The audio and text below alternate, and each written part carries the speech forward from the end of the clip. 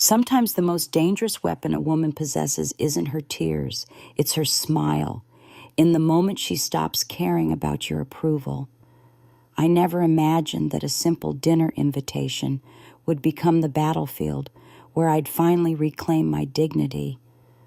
But when you've spent 62 years learning to read the subtle cruelties of those closest to you, you develop an instinct for when the wolves are circling. That cold November morning, as I polished my grandmother's silver serving pieces in my kitchen in Springfield, Massachusetts, I felt it in my bones today would be different. The phone call came at exactly 10:30 a.m., just as I was arranging the autumn centerpiece on my dining room table. My son Caspian's voice carried that familiar false warmth he'd perfected over the years, the same tone he used when asking for money or favors. "Hey, Mom. Just wanted to confirm we're still on for Thanksgiving tomorrow. Lydia's making her famous green bean casserole." Caspian was 42 now, with my late brother's strong jawline and his father's calculating eyes that seemed to assess the value of everything they looked upon. "Of course, sweetheart. Everything's ready. Turkey's been brining since yesterday, and I made 3 pies. I ran my fingers along the edge of the dining table that had hosted 35 years of holiday gatherings. "Dinner's at 4, just like always. Actually, there's one small thing. Dad wondered if he could come by around 3.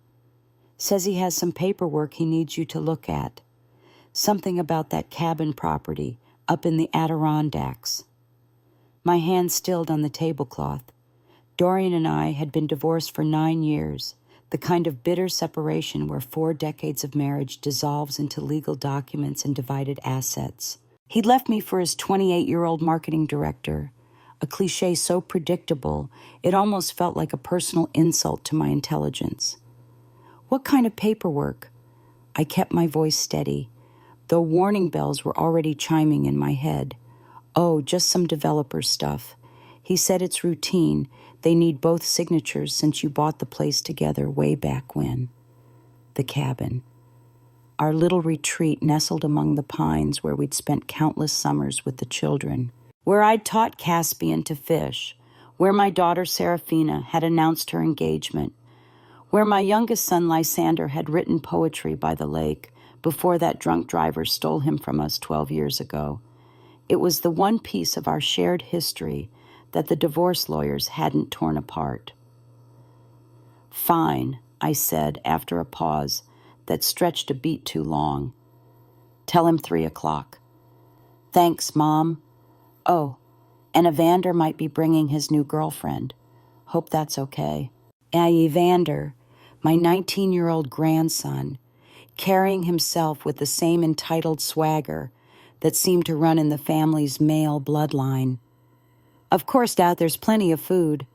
After hanging up, I stood in my kitchen surrounded by the evidence of hours of preparation: herb-crusted turkey, cranberry sauce made from my mother's recipe, sweet potato casserole topped with pecans I'd shelled myself.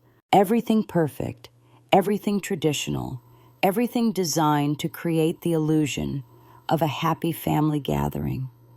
But I'd learned long ago that the most dangerous illusions are the ones we create for ourselves. That afternoon, as I arranged the last of the place settings, I caught my reflection in the china cabinet's glass doors. 62 years had carved lines around my eyes and silvered my once auburn hair. But there was something else in that reflection, a hardness that hadn't been there in my wedding photos. Life with Richard had taught me that survival sometimes requires developing armor, even against those who claim to love you. The doorbell rang at 2:55 p.m. Dorian stood on my front porch looking every inch the successful pharmaceutical executive he'd always been. His silver hair was perfectly styled, his cashmere coat impeccable, his smile as practiced as a politician's. At 68, he maintained the kind of carefully preserved appearance that money and vanity could buy. "Cordelia," he said, using the formal version of my name he'd adopted since our divorce. "You look well." Come in, Dorian. I stepped aside, noting how his expensive cologne, different from what he'd worn during our marriage, filled my hallway. Everything about him had been updated, refined, improved since he'd traded me in for a newer model. I appreciate you taking the time for this, he said, settling into my living room as if he still belonged there. The developers are eager to close before the end of the year. And frankly, the offer is substantial enough that we'd be foolish to delay. I settled into the chair across from him, noting how he'd positioned himself in what used to be his spot, the power position in the room. Since when is there a we in any of this, Richard? His smile flickered slightly. You know what I mean. This benefits both of us. Does it? I folded my hands in my lap, a gesture that looked demure but felt like preparing for battle. Because I wasn't aware we were selling the cabin at all, let alone to developers who want to turn our family retreat into some resort complex. Dorian had the decency to look momentarily uncomfortable. I thought Caspian would have mentioned it. We've been discussing it for several months now. Months. My son and ex-husband had been planning to sell my sanctuary for months, and neither had bothered to include me in the conversation. The betrayal cut deeper than I'd expected, though I kept my expression neutral. And what exactly did you and Caspian decide my share should be? I asked quietly. Dorian shifted in his chair, and I recognized the tells that had taken me 40 years to learn: the slight tightening around his eyes, the way his fingers drummed once against his knee before stilling. He was about to lie to me. Well, that's the thing. Cordelia, technically, the initial investment came from my trust fund. My lawyers have reviewed the documentation, and while you'd certainly receive something, the bulk of the proceeds would need to stop. The word came out sharper than I'd intended. Just stop talking to me like I'm some naive housewife who doesn't understand money. Dorian. His mask slipped entirely then, revealing the cold calculation underneath. Don't make this more difficult than it needs to be. The sale is happening whether you cooperate or not. I'm trying to handle this civilly. Civilly. As if there had been anything civil about the way he dismantled our life together, hidden assets, and left me scrambling to rebuild at an age when most women were planning quiet retirements. The doorbell rang again, my family arriving for what they thought would be just another Thanksgiving dinner. They had no idea they were walking into the moment I'd finally had enough of being everyone's convenient victim. As I rose to answer the door, I caught Dorian's satisfied smile in my peripheral vision. He thought he'd won already. Thought I'd roll over just like I always had. He was about to learn how wrong he was. I opened the front door to find Caspian and his wife Lydia, their son Evander, and a young woman I didn't recognize. Behind them stood my daughter Serafina, whose presence surprised me completely. She hadn't mentioned flying in from Portland, in fact. We'd barely spoken 3 times since her last visit 18 months ago. Mom. Caspian embraced me stiffly, his smile carrying that forced brightness I'd learned to recognize over the years. Look who surprised us at the airport last night. Serafina stepped forward, her expression guarded in that careful way she'd perfected since moving across the country 5 years ago. At 38, she carried herself with the weary sophistication of someone who'd learned to keep her emotional distance. Hi, Mom. Hope it's okay that I crashed Thanksgiving. Of course it is, I said, pulling her into a hug. She felt fragile in my arms, thinner than when I'd last seen her, like she hadn't been eating properly or sleeping enough. It's been far too long, sweetheart. As everyone filed into the living room, removing coats and settling into familiar spaces, I noticed the quick glances exchanged between Dorian and Caspian, Something unspoken passed between them, a look loaded with meaning that made my skin prickle with unease. It was the same kind of conspiratorial glance they'd shared when Caspian was 12 and had broken my favorite crystal vase, then conspired with his father to blame it on our long-deceased cat. Evander introduced his girlfriend as Luna, a petite young woman with intelligent dark eyes who seemed to shrink into herself as the family dynamics played out around her. She reminded me of myself at that age, before I'd learned that sometimes the people who claim to love you can be the most dangerous of all. I retreated to the kitchen under the pretense of checking on the turkey, but really I needed a moment to process what felt like an increasingly staged performance. My mind raced with questions that had been simmering since Dorian's arrival. Why was Serafina really here after months of barely returning my calls? Why had Dorian waited until today to spring these papers on me? And why did I feel like I was walking into a carefully orchestrated ambush in my own home? Need any help, Mom? Caspian appeared in the doorway, his practiced smile faltering slightly under my scrutiny. He shifted his weight from foot to foot, a nervous habit from childhood that he'd never outgrown. No, everything's under control. I wiped my hands deliberately on my apron, taking my time to study his face. Though you certainly could have warned me about the cabin sale. His expression shifted like clouds passing over the sun, guilt flickering across his features before he could hide it. Dad asked me not to say anything until the deal was closer to final. He didn't want to upset you unnecessarily. Upset me.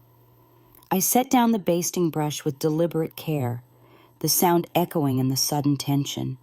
It's my property too, Caspian. I had a right to know. He moved closer, lowering his voice to that conspiratorial whisper he'd used as a child when trying to talk his way out of trouble. Mom, Dad's just trying to make things simple for everyone. The money could really help the whole family. Evander's college tuition is absolutely astronomical these days, and Serafina's art gallery desperately needs investors to stay afloat. There it was. They'd already decided how to spend my share of the money, dividing it up like inheritance from a woman who wasn't even dead yet. The casual assumption that my assets were somehow communal property to be distributed according to their needs rather than my wishes. And what about what I might need? I asked quietly, my voice steady despite the fury building in my chest. He looked genuinely confused, as if the question had never occurred to him in all his planning. You have this house, your pension from the school district. What else could you possibly need at your age, at my age? As if being 62 meant I should quietly accept whatever scraps they decided to throw my way, like some grateful pensioner who should be thankful for their charity rather than demanding her rights. The timer chimed, saving me from having to respond immediately. The turkey should be ready in 30 minutes, I said instead. Tell everyone to get settled at the table. At 30 minutes later, I carried the golden brown turkey to the dining room with practiced ease, despite its 20-pound weight. My table was a picture of holiday perfection, crystal glasses catching the light from my grandmother's silver candelabra, autumn-colored napkins folded with geometric precision, name cards written in my best calligraphy, old habits from the days when I still believed that creating beauty and tradition mattered to this family. It looks absolutely beautiful. Mom, Serafina said, though I noticed her eyes were already drifting back to her phone screen, scrolling through what looked like urgent messages. Everyone took their assigned seats with the choreographed efficiency of decades of practice. Dorian positioned himself at the opposite end of the table from me, the power position he'd claimed when we were newlyweds and apparently still considered his right despite our divorce. Caspian and Lydia flanked him like loyal courtiers. while Serafina sat to his left, and Evander and Luna settled beside me. The empty chair where Lysander should have been remained, as always, a quiet memorial to the son who would never grow old enough to disappoint me the way his siblings had. "Before we eat," Dorian announced, raising his wine glass with theatrical flourish, "I'd like to propose a toast to family and to new beginnings." His eyes met mine across the table, challenging me to object or make a scene in front of the children. The others echoed his words automatically, glasses clinking in hollow harmony. I smiled thinly and began carving the turkey, each slice of the knife feeling like preparation for a different kind of battle entirely. "Actually," Caspian said as I served the first plates, his voice carrying a barely contained excitement, "we have some wonderful news to share with everyone." Lydia reached for his hand, beaming with the kind of practiced enthusiasm that came from rehearsing this moment. "We're moving. Caspian's been offered an incredible position at Dorian's new pharmaceutical venture in Europe." I paused mid-carve, the knife suspended in the air above the turkey's breast. "Congratulations. Where exactly will you be relocating?" "Switzerland," Caspian replied, his chest puffing with unmistakable pride. "Zurich, specifically. The research and development headquarters are there, and the opportunities for advancement are extraordinary." Switzerland, half a world away from everything and everyone they'd ever known. "That's quite a significant distance," I managed, trying to keep my voice neutral. "What about Evander's education? His sophomore year at UMass. Gap year," Evander replied with a careless shrug that reminded me painfully of his grandfather at that age. "Granddad's hooking me up with an internship over there. Pretty sweet deal. Actually," Dorian was practically glowing with patriarchal satisfaction, like a king distributing favors to his most loyal subjects. "The position comes with a substantial signing bonus, more than enough to cover those cabin renovations Caspian's been wanting to do for years." My head snapped up sharply. Cabin renovations. An awkward silence descended over the table like a funeral shroud, heavy and suffocating. Caspian cleared his throat, the sound unnaturally loud in the sudden quiet. "Actually, Mom, that's something we've been meaning to discuss with you." His voice carried a note of false casualness that didn't fool me for a second. "Dad's generously offering me his half of the proceeds from the cabin sale." The room felt suddenly airless, as if all the oxygen had been sucked out through the windows. My ears began to ring softly. "His half," I repeated slowly, tasting each word like it might be poisonous. "Well, yes," Dorian said smoothly, cutting into his turkey with surgical precision. "Once you sign the papers, of course. The developers are quite eager to close before year-end for tax advantages. You understand?" I placed my napkin beside my plate with trembling fingers and folded my hands in my lap, a gesture that looked calm and collected but felt like loading a weapon. "And what exactly do you all think my half should be used for?" The look that passed between Dorian and Caspian was the same one I'd witnessed countless times over 40 years of marriage. The look that said I was being discussed like a problem to be managed rather than a person with agency and rights of my own. We thought a substantial portion could help Serafina with her gallery expansion. Dorian continued with the air of someone announcing a generous gift. "The art market in Portland is quite competitive, and she needs capital to secure better exhibition space. And perhaps we could establish a proper trust fund for Evander's education when he decides to return to school." So there it was, laid out with stunning casualness. They'd planned it all out behind my back, parceling up my life's work and my financial security like party favors, never once considering that I might have my own plans for my own money. I see. I took a careful sip of water, noting how my hand remained perfectly steady despite the earthquake happening inside my chest. So you've all decided how to spend my money. How very thoughtful and considerate of you. The trap was set. Now I just had to wait for them to walk into it.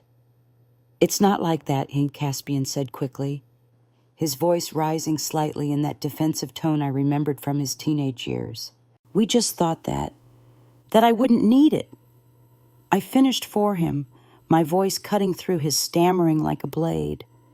That at my age, as you put it earlier, I should be content to hand over my assets to my children like some grateful dowager empress abdicating her throne.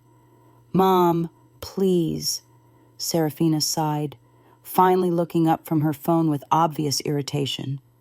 It's Thanksgiving. Can we not do this drama right now? Drama. As if my objection to being financially manipulated by my own family was some kind of theatrical performance designed to ruin their holiday. When would be a better time? Serafina. After the papers are signed. After the money's gone. After you're all living your improved lives funded by the retirement. I worked 40 years to build. Dorian's jaw tightened with that familiar dangerous tension I'd learned to recognize during our marriage. Cordelia, you're being unnecessarily dramatic. Nobody is taking anything from you. This is about smart family financial planning. Nothing more. No, Dorian. I set down my fork with deliberate precision. This is about control. The same control you've tried to exert since the day we married. And apparently the same control you've taught our son to value over basic human decency. A tense silence fell over the table like a heavy blanket. Luna, Evander's girlfriend, shifted uncomfortably in her seat, clearly wishing she could disappear entirely. The poor girl had probably expected a normal family dinner, not this battlefield masquerading as a holiday gathering. Mom, Caspian said, adopting that placating tone he'd inherited directly from his father. No one's trying to control you. We're trying to help you make the smart financial decision here. The smart financial decision, I repeated, my voice dangerously quiet. And that would be signing away my rightful half of the cabin proceeds so you can renovate a property I co-own but apparently won't have access to. You'd always be welcome to visit, Lydia offered weakly, her voice barely above a whisper. I laughed then, a sharp, bitter sound that seemed to surprise everyone at the table, including myself. How remarkably generous of you. Lydia, I can visit my own property at your convenience. Dorian leaned forward, his voice dropping to that quietly menacing tone I'd learned to fear during the worst years of our marriage. Cordelia, I strongly suggest you consider the bigger picture here. Caspian's opportunity in Switzerland is partly contingent on certain financial arrangements being properly in place. The threat hung in the air between us like smoke from a fire. Are you threatening me, Dorian? I'm explaining reality, he replied with that cold smile that never reached his eyes. My company is making a significant investment in Caspian's future. The cabin funds would ensure a smooth transition for the entire family. I looked across the table at my son, the boy I'd nursed through fevers and nightmares, taught to ride a bicycle, helped with science projects until midnight. The man who now sat there, allowing his father to use his career as leverage to coerce his own mother. And you're comfortable with this arrangement, Caspian, with your father using your career advancement to pressure me into giving up what's rightfully mine. Caspian had the decency to look uncomfortable, his eyes darting between his father and me like a child caught between warring parents. It's not coercion, Mom. It's practical. The money would benefit everyone in the family. Everyone except me, apparently. Jesus Christ, Mom! Serafina suddenly exploded, slamming her wine glass down hard enough to make the crystal sing. It's not always about you. Caspian has a family to think about, a future to build. I'm trying to save my business from bankruptcy. Why can't you support us for once instead of being so goddamn selfish? The word hung in the air like a slap. Selfish. After 40 years of putting everyone else's needs before my own, after sacrificing my own career ambitions to support Dorian's rise, after raising 3 children largely alone while he traveled the world building his pharmaceutical empire. Selfish, I repeated softly, setting down my fork with deliberate care. Let me tell you about selfish. Serafina. I stood up slowly, my napkin falling to the floor like a white flag of surrender, except I wasn't surrendering anymore. I supported you your entire lives. I put my law career on hold to raise you children. I ran this household, managed every crisis, attended every game and recital and parent-teacher conference while your father built his empire on the foundation of my unpaid labor. You were well provided for, Dorian cut in sharply. You lived a comfortable life, wanted for nothing. Comfortable. The laugh that escaped me was anything but humorous. You fought me on every penny of alimony. You contested the division of assets we built together over 4 decades. You left me with a house I can barely afford to maintain on my teacher's pension and Social Security. That's not fair, Mom, Caspian protested, rising from his chair as well. Dad was generous in the settlement. You got half of everything. Is that what he told you? I looked at my son with something approaching pity. Did he also mention that he hid assets in offshore accounts, that he moved money to shell companies before filing for divorce, that his lawyer threatened to drag out the proceedings until I couldn't afford to fight anymore? Dorian's face had gone an alarming shade of red. That's enough, Cordelia. No, I said, my voice growing stronger with each word. I don't think it is enough, but for 9 years, I've kept quiet about your financial manipulations. I've played the role of the gracious ex-wife, welcomed all of you into my home, cooked your meals, remembered your birthdays. And this is how you repay me, by conspiring behind my back to steal what little financial security I have left. Mom, you're overreacting, Caspian said. But his voice lacked conviction. Nobody's conspiring against you.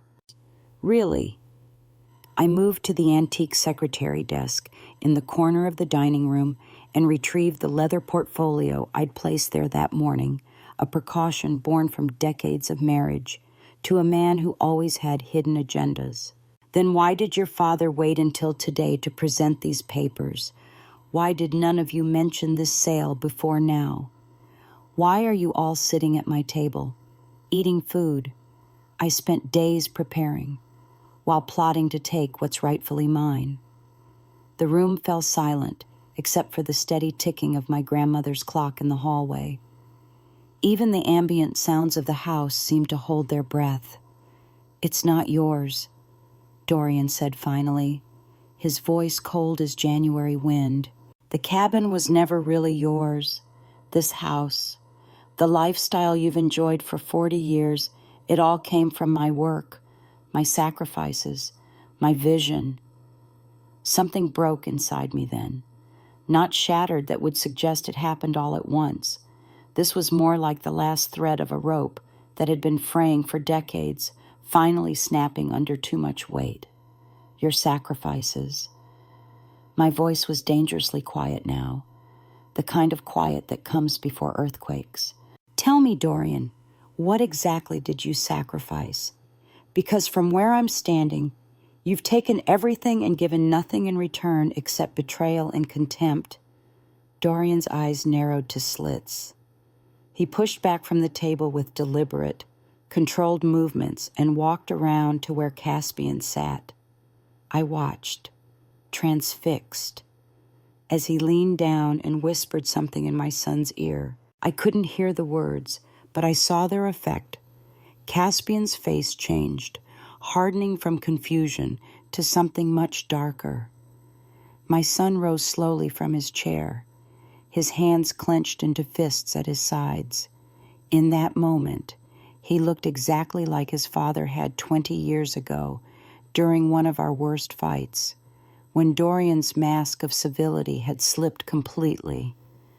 "What did he say to you?" I asked quietly, though part of me already knew I didn't want to hear the answer. Caspian stepped toward me, his face transformed by a rage I'd never seen before. "He told me the truth about you, Mom, about how you've always been jealous of my relationship with him, about how you're trying to ruin everything out of spite." The words hit me like physical blows, but it was what came next that stopped my heart entirely. "He said you've been mentally unstable for years, and sometimes the only way to deal with hysterical women is to shock them back to reality." And then everything happened at once. Caspian's hand swung through the air, fast and vicious. The crack of palm against cheek echoed in the suddenly silent room like a gunshot. The force of it knocked me sideways, and I stumbled, colliding with the serving cart. China crashed to the floor in an explosion of sound as I caught myself against the wall, my cheek burning with the imprint of my son's hand. For one frozen moment, no one moved. No one spoke. I could taste blood in my mouth, metallic and warm. My left ear was ringing. The room seemed to tilt and sway like I was on the deck of a ship in rough seas. Lydia gasped. Serafina's hands flew to her mouth in shock. Evander stood halfway from his chair, frozen mid-motion with horror written across his young face. Luna looked like she might be sick. But instead of crying, instead of collapsing, instead of begging for forgiveness, all reactions they might have expected from the woman they thought me to be, I did something that surprised even me. I smiled. The smile felt strange on my stinging face, but I held it as I straightened my spine and met my son's eyes directly. The rage was already draining from his face, replaced by dawning horror at what he'd done. "Thank you," I said softly, my voice steady despite the fire in my cheek. Caspian blinked, confusion replacing the anger in his eyes. His hand was still raised between us, trembling now as if he couldn't quite believe what it had done. "You just lost the one thing your father always wanted," I continued, touching my cheek gently. "My silence." And in that moment, watching their faces change from smug satisfaction to growing unease, I felt something I hadn't experienced in decades, the intoxicating rush of absolute freedom. "Mom," Caspian stammered, suddenly looking like the little boy who used to run to me after nightmares, horrified by his own actions. "God, I'm so sorry. I didn't mean to." "Don't apologize," I said, straightening the tablecloth with hands that trembled only slightly.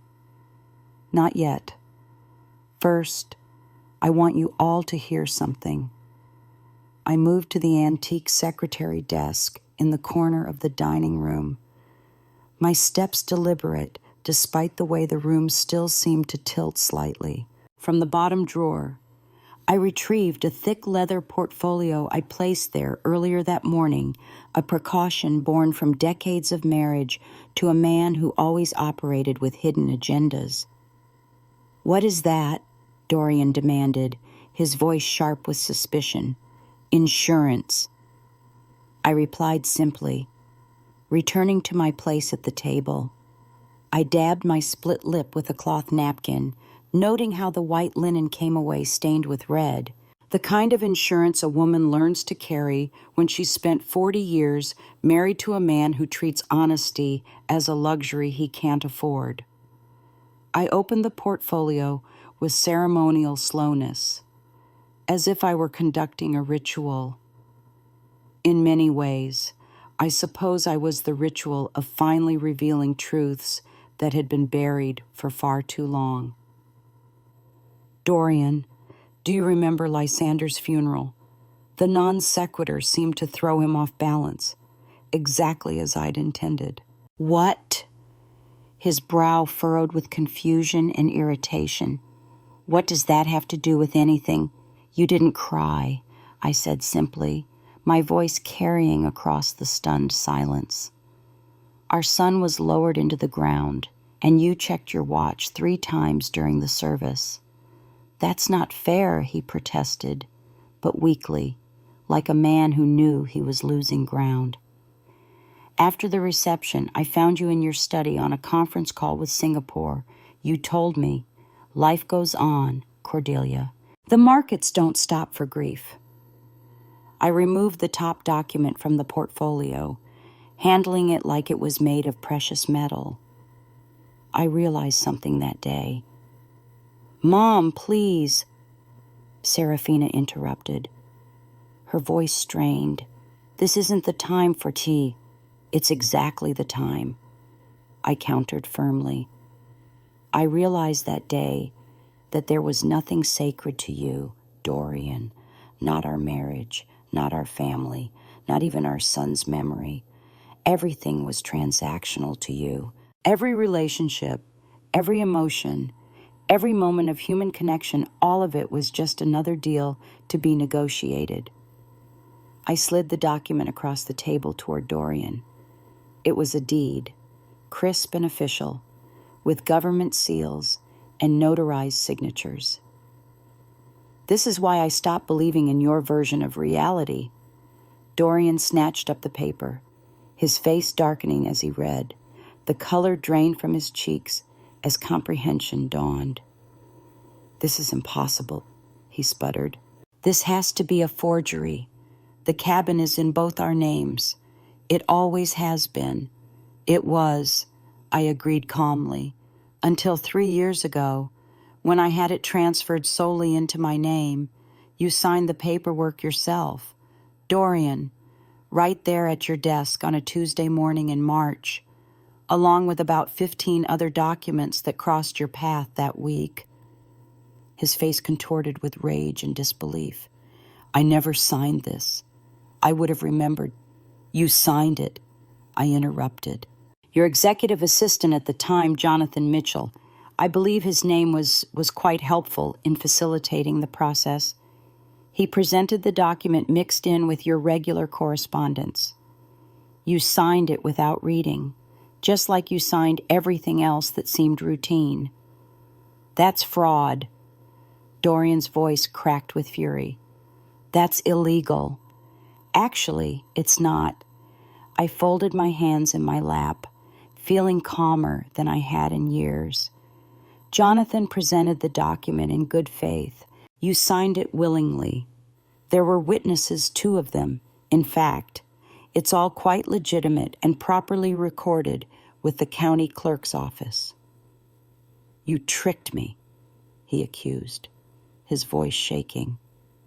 I learned from the best. I replied with ice-cold precision. The same way you tried to trick me out of my share of the retirement accounts during our divorce. The same way you hid money in the Cayman Islands before filing those papers.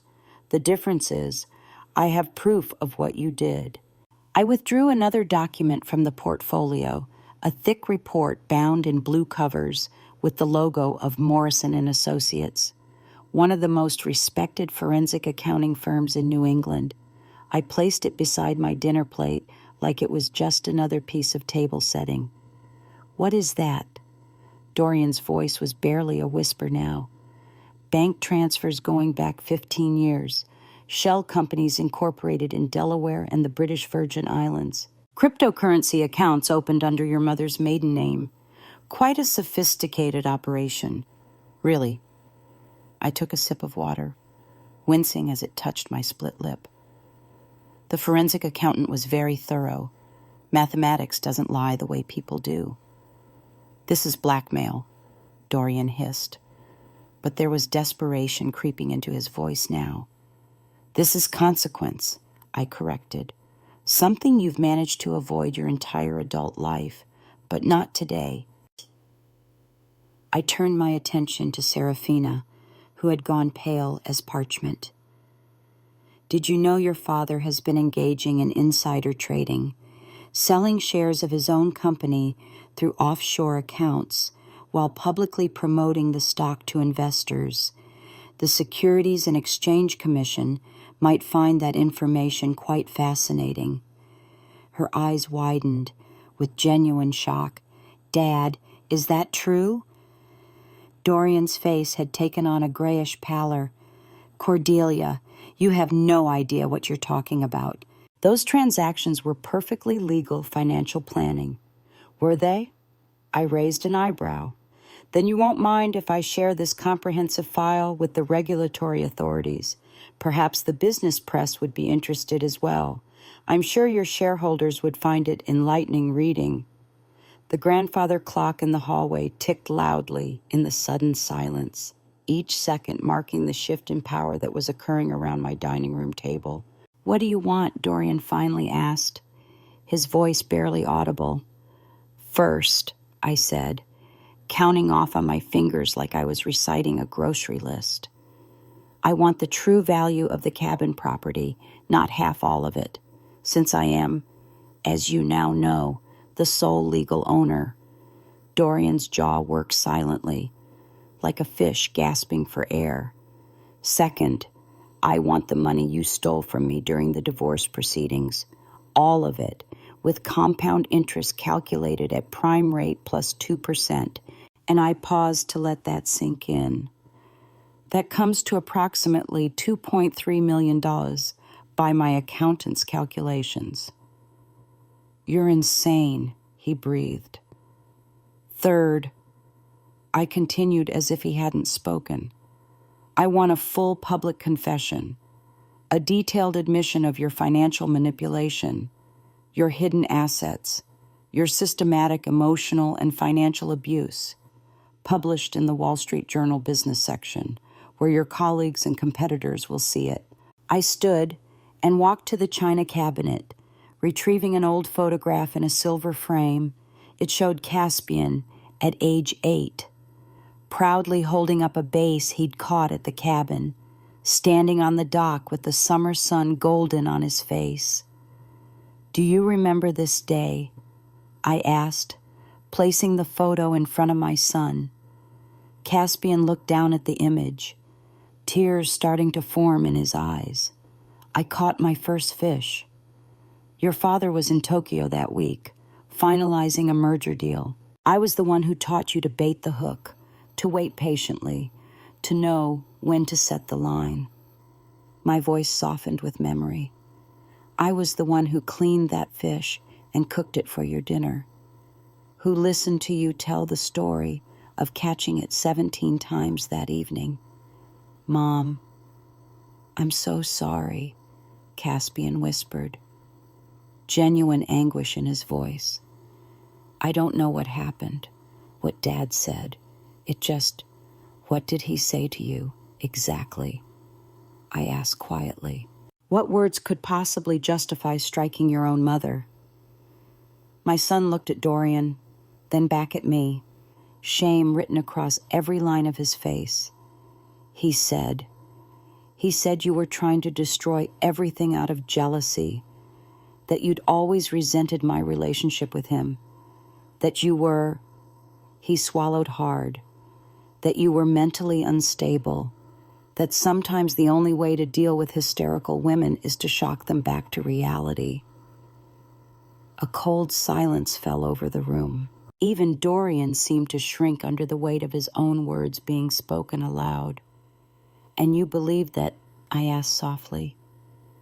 After 62 years of knowing me, after everything we've been through together, you thought I needed to be struck to regain my sanity. Caspian couldn't meet my eyes. I don't know what came over me. It was like something just snapped. Something did snap. I agreed. touching my cheek again. Every last thread of obligation I felt toward this family. I gathered the documents and returned them to the portfolio. I'll give you all 1 week to meet my terms.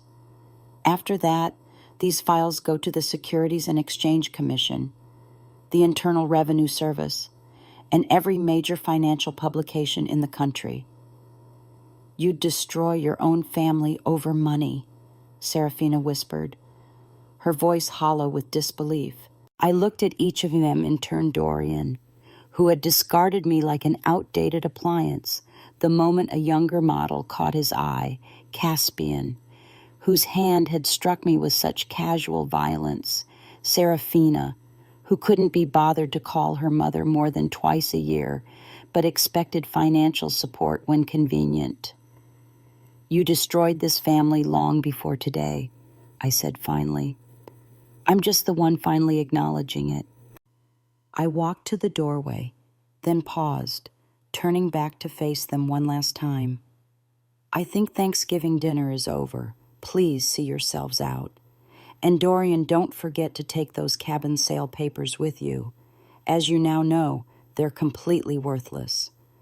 No one moved as I walked upstairs to my bedroom and locked the door behind me. Only then did I allow my hands to shake, bringing them to my face to gently probe the swelling on my cheek and the split in my lip. In the bathroom mirror, I hardly recognized the woman staring back at me, not because of the reddening mark across my face, but because of her eyes clear, determined, and for the first time in decades, completely unafraid. For the first time in my adult life, I saw myself as I truly was not Dorian's ex-wife, not the children's accommodating mother, but Cordelia Whitman, a woman who had finally had enough. I heard the front door slam as they left, the sound echoing through my house like a gunshot. No one came to check on me. No one called up the stairs to ask if I was all right. No one even bothered to clean up the broken china scattered across my dining room floor. Good. This was cleaner, easier, no false reconciliations, no hollow apologies that would mean nothing come morning. I opened my closet and pulled out the suitcase I'd packed 3 days earlier when Caspian first called about Dorian coming early with papers to sign. A woman doesn't survive 4 decades of marriage to a man like Dorian without developing instincts sharper than any blade. I'd learned long ago to prepare for betrayal, even when it came wearing the mask of family. But before I could disappear into whatever life awaited me, I had one final stop to make, one last piece to set in place. An inheritance far different from the one they'd been expecting.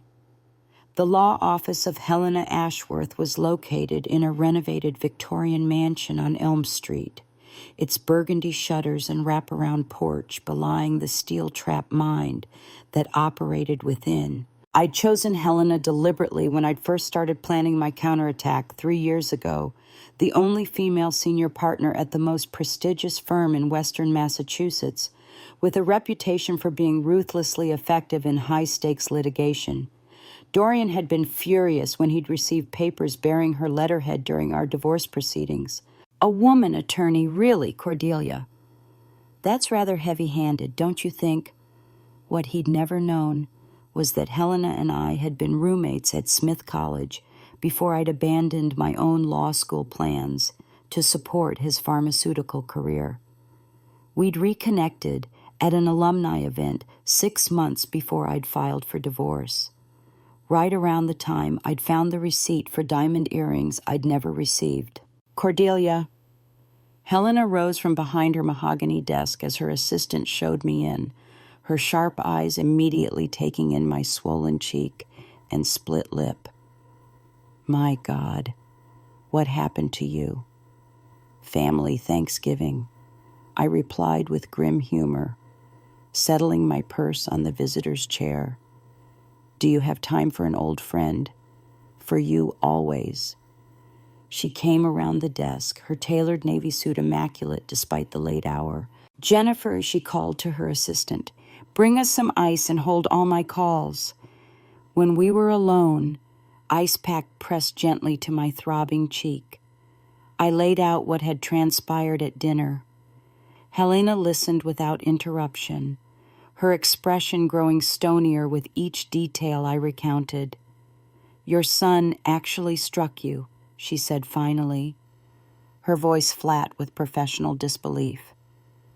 Yes, and now I want to proceed with the plan we discussed last month. Helena leaned back in her leather chair, steepling her fingers.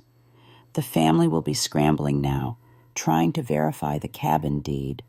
Dorian will be calling his attorneys tonight. I'm certain of it. Which is exactly why we need to move quickly. I agreed.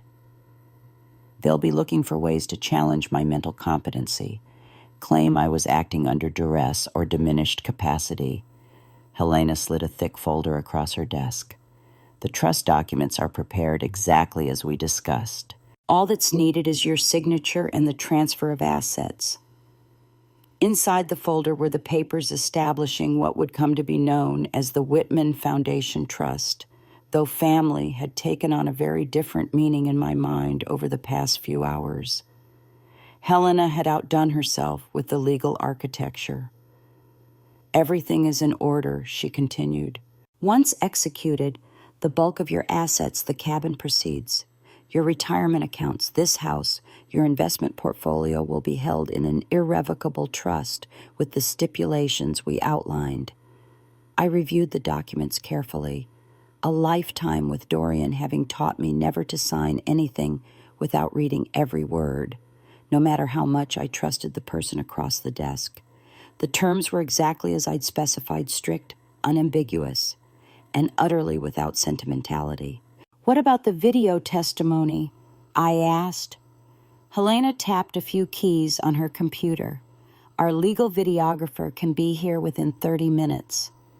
With that split lip and the bruising that's already starting to form, the timing couldn't be better for documenting the physical evidence of today's discussion.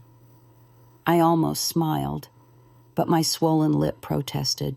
You think they'll try to claim I wasn't of sound mind when I made these decisions? Dorian will try everything, she confirmed grimly. But between the video testimony, your medical examination records will secure tomorrow, and the witnesses at dinner, particularly that girlfriend of your grandson's, he won't get far. The girl seemed genuinely horrified by what she witnessed. Luna, the poor child had looked like she wanted to crawl under the table and disappear. She'd probably never seen family dysfunction played out on such a spectacular scale. I signed where indicated, my signature strong and clear despite the tremor in my hands. With each stroke of the pen, I felt a weight lifting from my shoulders, 40 years of accommodation, of compromise, of silent suffering falling away page by page. What about the other matter? I asked, as I signed the final document. Helena pulled another folder from her desk drawer. The whistleblower submission to the Securities and Exchange Commission is prepared and ready to file. The moment you give the word, it goes out through secure channels. Not yet, I said. Let's see if Dorian meets my terms first. I'll give him his one chance to do the right thing. You're more generous than I would be, Helena observed. It's not generosity, I replied. It's strategy. If he agrees to my terms, he admits guilt publicly. If he fights me, the consequences will be far worse than anything I could impose privately. Oh, the videographer arrived within the hour, a competent woman in her 50s who'd clearly done this kind of work before. For the next 90 minutes, I gave my testimony a clinical recounting of not just the day's events, but 4 decades of psychological manipulation, financial coercion, and systematic emotional abuse. The camera captured every detail of my injured face, every pause where I struggled to maintain composure, every moment of clarity that had brought me to this point. When it was finished, I felt hollowed out, but strangely peaceful, like a house after a long overdue spring cleaning. "Where will you go tonight?" Helena asked as we concluded our business. "You shouldn't be alone, and you certainly shouldn't return to the house. They might come back." "I've booked a room at the Mountain View Inn," I said. Dorian would never think to look for me there. He always considered it beneath his standards. Helena nodded approvingly. "Smart choice." And after that, the cabin. It's been closed for the winter, but I had the caretaker open it up and stock it last week. No one knows I plan to be there. "You really have thought of everything."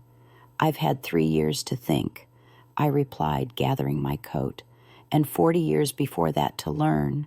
And the Mountain View Inn was a modest but clean establishment on the outskirts of Springfield, the kind of place that catered to traveling salesmen and families on tight budgets, rather than pharmaceutical executives and their social circles. I checked in under my maiden name, Cordelia Whitman, using the credit card I'd established separately after the divorce. Another lesson learned from watching Dorian's financial machinations over the years. My phone had been buzzing incessantly since I'd left the house. 23 missed calls from Caspian, 7 from Serafina, 4 from Lydia. Dozens of text messages ranging from apologetic to accusatory. None from Dorian. He would be speaking through his attorneys now. If I knew him at all. I silenced the phone and ran a bath, carefully removing my holiday outfit. The burgundy cashmere sweater was spotted with blood now. The pearl necklace Dorian had given me for our 20th anniversary felt heavy around my throat. I placed everything in a plastic hotel laundry bag, sealing it as evidence. As I eased into the hot water, wincing as it touched the scrape on my elbow from when I'd fallen against the serving cart, my mind drifted to Lysander, my middle child, the peacemaker, the one who had seen through his father's charm to the manipulation beneath. "Mom," he'd said once during one of Dorian's extended business trips, when he was home from college for Christmas break, "you know you deserve better than this, right?" He'd been 24 then. Watching me make elaborate preparations for a husband who would ultimately call on Christmas Eve to say he'd been delayed in Hong Kong, I hadn't answered him then. What could I say? That I'd invested too many years to walk away, that I didn't know who I was apart from being Dorian's wife, that I was afraid Lysander had died, never knowing if I'd heard him, never seeing me stand up for myself, never witnessing his mother become the woman she might have been all along. The thought brought the first real tears of the day. I let them come there in the anonymous hotel bathroom, where no one could see, where no one would use my grief as evidence of weakness or instability. My phone buzzed again from the bedside table. I rose from the bath, wrapped myself in the hotel robe, and checked the screen. A text from an unknown number. "I know what happened today wasn't right. If you need help, I'm here. Luna." Interesting. The girl had seemed uncomfortable during dinner, shrinking into herself as the confrontation escalated. I hadn't expected to hear from her, but perhaps I should have. Young women today were raised with a different understanding of their worth than my generation had been. "How did you get this number?" I texted back. "From Evander's phone. He's with his dad and grandfather right now. They're planning something. Mrs. Whitman. I think you should know." I frowned at the screen. "What kind of planning?" "They sent me out for coffee so they could talk privately. But I heard Mr. Ashford mention something about commitment papers before I left. And your ex-husband was on the phone with someone he called Dr. Morrison." Commitment papers. Of course. Dorian's next move would be to try to have me declared mentally incompetent. The classic strategy of powerful men throughout history when faced with women who refuse to comply. "Where are you now?" I asked. "Coffee shop on Main Street. The one with the green awning, Mrs. Whitman. I'm scared for you." I considered my options. Meeting with Luna could be valuable. She was a potential witness to their conspiracy, but it could also be a trap. Dorian was certainly capable of using the girl to lure me out. "Send me a photo of where you are right now." I texted. A moment later, a selfie appeared showing Luna alone at a corner table, the coffee shop's distinctive sage green walls behind her. Through the window beside her, I could see the darkened storefronts of Main Street, confirming her location. "Stay there, 20 minutes, I replied. I dressed quickly in the spare clothes from my suitcase jeans, a navy sweater, a wool cap to hide my distinctive silver hair. Before leaving, I took additional photos of my injuries and emailed them to Helena with a brief note explaining where I was going and why. Another lesson Dorian had inadvertently taught me over the years: always leave a paper trail that someone else can follow. The reckoning was just beginning. 6 months after that Thanksgiving dinner that changed everything, I sat on the deck of my cabin, watching the morning sun dance across the lake's surface like scattered diamonds. The water belonged entirely to me now, every ripple, every reflection, every memory held within its depths. Dorian's legal challenges had crumbled like a house of cards in a windstorm. His attempts to have me declared incompetent had backfired spectacularly, especially after Luna's secret recording was played in open court. The young woman had proven braver than I'd initially given her credit for, capturing not just his plans for commitment papers, but his entire conversation with Dr. Morrison about sedation and involuntary psychiatric holds. The financial fallout had been swift and merciless. The Securities and Exchange Commission investigation had resulted in criminal charges. Dorian's pharmaceutical empire, built on decades of manipulation and fraud, collapsed under federal scrutiny. The man who had once commanded boardrooms now faced the possibility of federal prison and bankruptcy. Caspian had sent dozens of letters, each more desperate than the last. Serafina had alternated between fury and pleading phone calls to my new, unlisted number. Neither had crossed the threshold of the cabin. I had changed everything: my address, my phone, my entire existence. The only family member I maintained contact with was Evander, who had courageously broken with his father and grandfather. He and Luna visited occasionally, always respectful of the boundaries I'd established. During his last visit, he'd asked the question I'd been expecting. "Don't you ever miss them? Grandma, don't you ever think about forgiveness?" I had looked out at the lake where I'd once taught his father to swim, where I'd watched my children grow, where I'd finally found the strength I'd always possessed but never claimed.